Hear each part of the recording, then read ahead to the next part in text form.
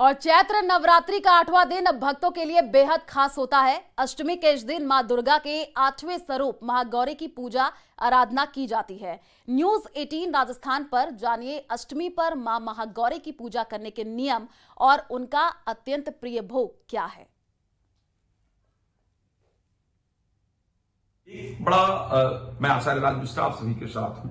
भाई, अष्टमी का पूजन किया कैसे जाए, क्या तरीका है अष्टमी पूजा करने का, कन्या पूजन कैसे किया जाना चाहिए, शास्त्र क्या कहता है। देवी भागवत के अंतर्गत अगर बात किया जाए तो इसका बड़ा स्पष्ट वर्णन मिलता है कि अष्टमी तिथि को कन्या पूजन कैसे करना चाहिए। एक तो एक बात ध्यान रखिएगा, अष्टमी जो तिथि है, अष्टम सिद्धदात्री चा, अष्टम महागौरी चा, महागौरी का जो दिवस है वो 8वां दिन होता है।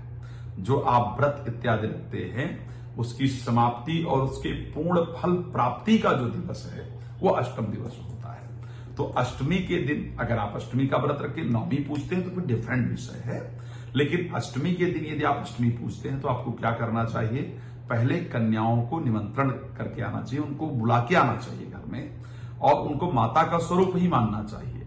देवी भागवत में वर्णन आता है कि 1 वर्ष से नीचे की कन्या और 10 वर्ष से ऊपर की कन्या को भोजन माता स्वरूप में नहीं कराना चाहिए। वैसे भोजन कराने में कोई दिक्कत नहीं है, लेकिन माता स्वरूप मान करके उनको भोजन कराना बेहतर नहीं होता है।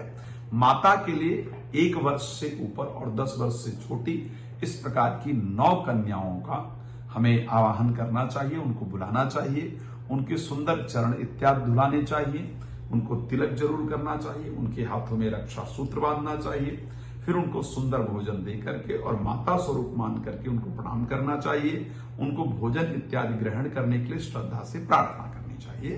वो भोजन ग्रहण करने फिर जो भी उनको आप देना चाहते हैं, कोई गिफ्ट इत्यादि लाते हैं बच्चों के लिए, तो उसको आपको श्रद्धा से देना चाहिए। इसमें एक बालक भी, एक बच्चा भी खिलाने का नियम है, तो उसमें एक साथ एक बालक भी होना चाहिए। अब अष्टमी को दुर्गा जी को सबसे पहले क्या करना चाहिए, दुर्गा जी को श्रद्धा से भोग करना चाहिए, भोग लगाना चाहिए, फिर बच्चों को भोजन इत्यादि कराना चाहिए। अगर आप यज्ञ इत्यादि अष्टमी को करते हैं तो हाँ, यज्ञ जरूर करना चाहिए। यज्ञ करने का शास्त्रोक्त पूरा विधान है। जयफल, ध्यान रखिएगा, अष्टमी को एक बड़ा सुंदर विधान है। हमारे यहाँ लोग बलि प्रथा इत्यादि को लेकर के बड़ी सारी चर्चाएं क्या करते हैं कि साहब बलि दी जाती है, कई जगह ऐसा है, मैं भी आज भी सुनता हूं। तो हमारे शास्त्र में कहीं भी बलि प्रथा का वर्णन नहीं मिलता है, इसको ध्यान रखिएगा। हम उसकी जगह जयफल होता है, जयफल लाना चाहिए और दुर्गा जी के सामने जयफल श्रद्धा पूर्वक काट करके अर्पण करना चाहिए। ध्यान रखिएगा, इस बार की जो अष्टमी है वो बहुत सुंदर है। इस बार की अष्टमी की नवमी युक्ता जो अष्टमी है वो बड़ी लाभप्रद है। भगवान विष्णु, भगवान शिव के साथ आज शक्ति की कृपा हम सबको प्राप्त हो रही है।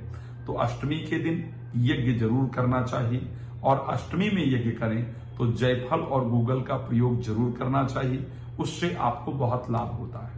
कुछ नहीं कर पाए तो अष्टमी के दिन देवी का जो भी आप श्रद्धा से पूजन वगैरह कर सकते हैं करके और श्रद्धा से प्रार्थना कीजिए, या देवी सर्वभूतेषु महागौरी रूपेण संस्थिता नमस्तस्यै नमस्तस्यै नमस्तस्यै नमो नमः। श्रद्धा पूर्वक 108 बार बैठ करके इस मंत्र का जप करना चाहिए और मन में श्रद्धा से प्रार्थना करना चाहिए कि मां, जाने में अनजाने में इस जन्म के अंदर या पूर्व जन्म में अगर मुझसे कोई पाप कर्म हुआ हो, कोई भूल हुआ हो तो उसको क्षमा करें और अपना आशीर्वाद प्रदान करें। इस प्रकार की प्रार्थना श्रद्धा पूर्वक अगर आप करते हैं तो मां का आशीर्वाद आपको प्राप्त होता है और आपका जीवन सुख समृद्धियों से परिपूर्ण होता है।